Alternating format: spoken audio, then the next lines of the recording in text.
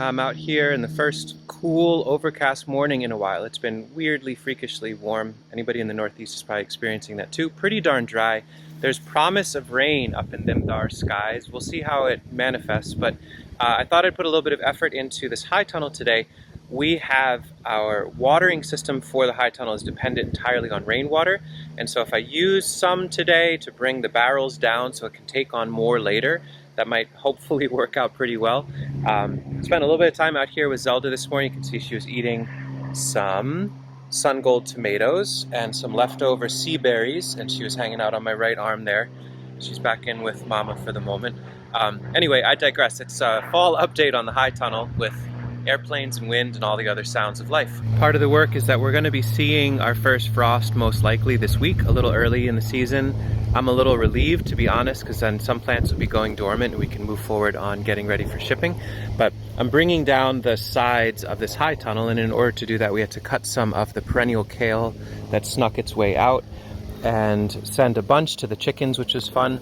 We also get some greens for ourselves for eating, and then stripping these stalks down. If we put these into soil in a warm high tunnel, they might root over winter and establish. I've got all these seedlings of chard and lettuce communally sown from about a month ago that I'm hoping to make time to plant, but this high tunnel is just very complex. It's wonderful and I really appreciate what it offers, but by having some very hardy perennial aspects and then just getting the soil so fertile. Like this was our compost heating bin, and now it has hyacinth bean growing through it and turmeric and a ground cover of sweet potatoes, and it makes it almost not impossible but quite a thing to get in and out of the high tunnel.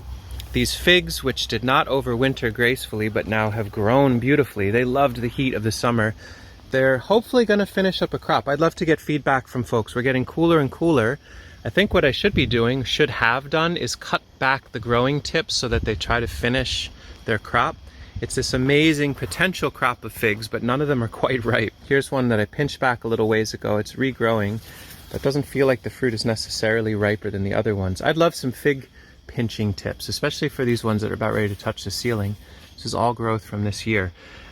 They need to start moving a little bit more into the realm of being a mulch for other plants. So as I transplant lettuce and things in, I might start cracking some of these leaves or pruning them back so we get our walkway back, and using those beautiful, leathery leaves. Like that's a very unique looking fig leaf, but I could lay a ring of them around a little lettuce transplant and use them as a mulch. I think they need to transition a little bit into more utility in this space rather than just standing as the primary crop. Some things that are working expectantly for this time of year. So these are tomatoes. Had immense amount of food from them this season. They're starting to succumb to blight, which was a little surprising, I think, because it's covered in here and it's relatively dry, but it still happened. We're still getting tomatoes. I think I'll leave them for now, but what I'd like to do is start getting our fall and winter crops behind the curve on that. And we need to cut out some of the lower stalks from these tomatoes so we can hydrate the soil and plant in crops so that the moment the tomatoes die, we can cut them and carefully bring them out to the walkways and have this bed be already in fall crops. There are a lot of experiments in here, and the complexity is enough that it's hard to know how to navigate this space. Like these are turmeric. I didn't think the roots that we grew last year would hold over winter in our basement, but they did. And they started to sprout, and so we just planted them out. I thought maybe they won't grow because we didn't get them fresh from a known source, but every single one of them grew. And now they're expanding. I can see little pups starting to shoot off to the side. So it's hard to know, like a part of me wants to leave these and see if they can just overwinter in position. Maybe what I'll do is snip some of the lower leaves off to make some light and room and plant in some chard or lettuce. I thought rings of lettuce around every turmeric might be nice, because then they'll mark where the turmeric might emerge next year. So once the first frost happens, this plant will die. We can cut them carefully and put some mulch on top, but it's hard to know where they are next year. But if there's a ring of lettuces growing, we'll know that turmeric might pop up. Let me know your thoughts. Is that weird or what? But maybe I'll dig a few of them so we have fresh turmeric this fall. But I'd love to know if turmeric is possible to become a perennial in this high tunnel. That would just be amazing. Likewise, this banana, our friend Eric at Black Creek Farm and Nursery in Hudson Valley. Amazing nursery if you want to check him out. He shared one of these pups in the spring. It looked very, very rough. It was very gooey. It turns out this whole family, this ginger family, so we're working with canna lily as well, that turmeric, the ginger, and now this banana. From the tiniest, weirdest, most rotten little nuggets of root, you can have these amazing plants 100 days later. This is a big question mark whether it can overwinter in here, but we'll let this grow.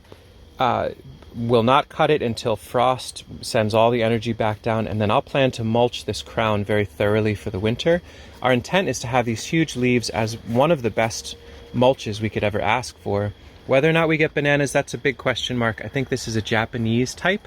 That's another question in the comments. Let me know if you've grown this plant out before in a zone 6-ish climate in a high tunnel. Can it make fruit? How big does it get? Our single biggest challenge by a long shot has been the continual expansion of the cabbage moth. So this is our perennial kale, and I think the issue is that because they don't die back, there's no zeroing out of brassicas at any point in the year, and so there's just continual hosting available for these little lovely creatures flying around as these white moths. So here's one, and I know I could probably come in here and just squish them.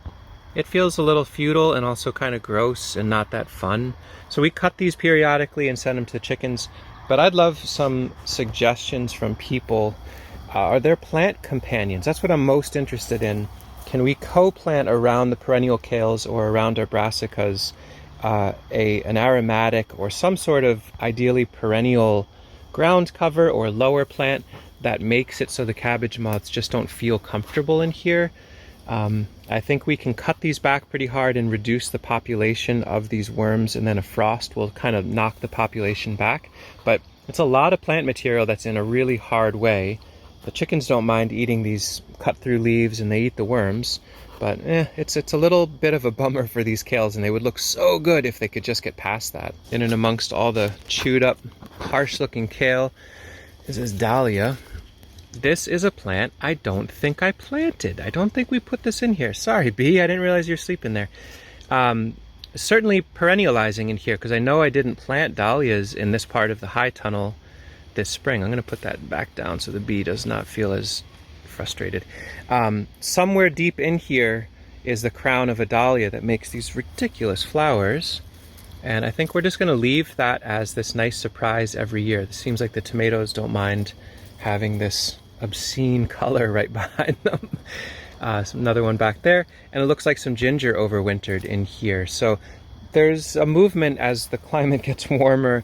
If we were to button this space up, get our solar powered fan thing to move hot air and put it in the floor, maybe do a compost heating thing, I could imagine banana and turmeric and these dahlias and canna lilies and figs becoming perennial, and that's all wonderful, but I'm really feeling the boundaries, the physical boundaries of this high tunnel. It's 14 by 50 feet, which is a lovely amount of space and luxuriant to be able to work with, and also having these keystone or backbone plants that are perennial and have big old leaves that want to spread and sucker, and figs that want to just be these, you know, small trees in this space.